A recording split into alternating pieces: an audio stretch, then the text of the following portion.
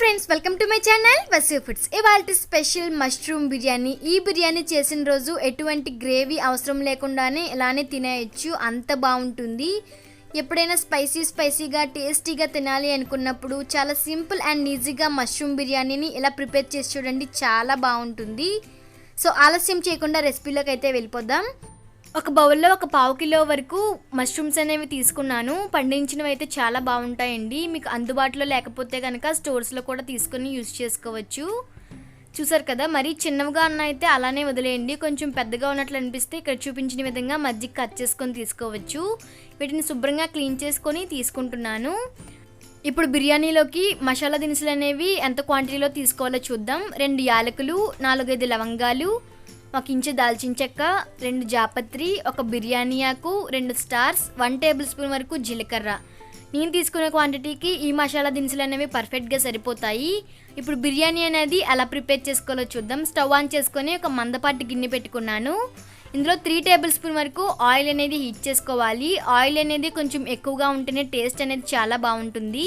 Oil బాగా heat అయిన తర్వాత ముందుగా చూపించుకున్నటువంటి మసాలా దినుసులన్నీ కూడా వేసి ఫ్లేవర్స్ అన్నీ కూడా బాగా వేగే విధంగా వేయించుకోవాలి. ఇవి కొంచెం వేగిన తర్వాత 4-5 జీడి పలుకులు, అలాగే 1 కప్పు వరకు సన్నగా తరిగినటువంటి ఉల్లిపాయలు, 4-5 పచ్చిమిర్చి చిలుకలు కూడా వేసి మీడియం ఫ్లేమ్లో ఉల్లిపాయలు అనేవి బాగా కలర్ మారేంత వరకు వేయించుకోవాలి.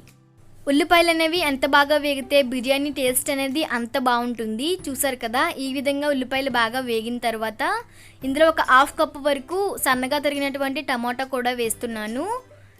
ఇది కూడా బాగా కలిసే విధంగా కలుపుకోవాలి. మీడియం ఫ్లేమ్లో ఉంచి ఈ ప్రాసెస్ అంతా కూడా చేయాలి. ఇప్పుడు మూత పెట్టుకొని మీడియం ఫ్లేమ్లో ఉడికించుకోవటం వల్ల టమాటా అనేది త్వరగా మగ్గిపోతుంది. చూసారు కదా, ఒక 2 మినిట్స్ తర్వాత టమాటా అనేది చక్కగా మొత్తం అంతా కూడా బాగా మగ్గిపోయింది కదా.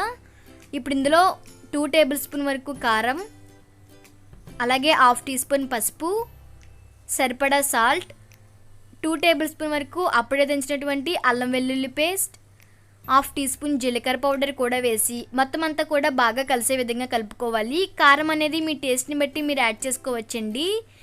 కారం కొంచెం ఎక్కువగా తినేవాళ్ళు 2 టేబుల్ స్పూన్స్ వరకు వేస్తే సరిపోతుంది. ఇప్పుడు అల్లం వెల్లుల్లి పేస్ట్ అనేది పచ్చివాసన పోయేంత వరకు వేయించుకోవాలి. ఇప్పుడు ఇందులో ముందుగా కడిగి పెట్టుకున్నటువంటి మష్రూమ్స్ అన్నీ వేసి మరొకసారి మొత్తం అంతా కూడా బాగా కలిసే విధంగా కలుపుకుంటున్నాను. మీడియం ఫ్లేమ్లో ఉంచి ఈ ప్రాసెస్ అంతా కూడా చేయటం వల్ల అడుగంటకుండా ఉంటుంది. ఇప్పుడు ఇందులో ఒక 1/2 కప్పు వరకు పెరుగు అనేది వేస్తున్నాను. పెరుగు అనేది మరీ పుల్లగా ఉండకూడదు, అలా ఉన్నట్లయితే బిర్యానీ అనేది కొంచెం పులుపు వచ్చేస్తుంది. చూసారు కదా, ఈ విధంగా ఎక్కడ కూడా ఉండలు లేకుండా కలిపిన తర్వాత మూత పెట్టుకొని సిమ్లో ఒక 3 మినిట్స్ పాటు ఫ్రై చేసుకుంటే సరిపోతుంది. ఎక్కువగా అవసరం లేదండి, ఎందుకంటే మష్రూమ్ అనేది త్వరగానే మగ్గిపోతుంది కదా. చూసారు కదా, ఈ విధంగా నూనె పైకి తేలేంత వరకు ఉడికించుకుంటే సరిపోతుంది. ఇప్పుడు కడిగి ఒక అరగంట పాటు నానబెట్టుకున్నటువంటి సోనా మసూరి రైస్ అనేది తీసుకుంటున్నాను. మీరు కావాలంటే బాస్మతి రైస్ కూడా యాడ్ చేసుకోవచ్చు.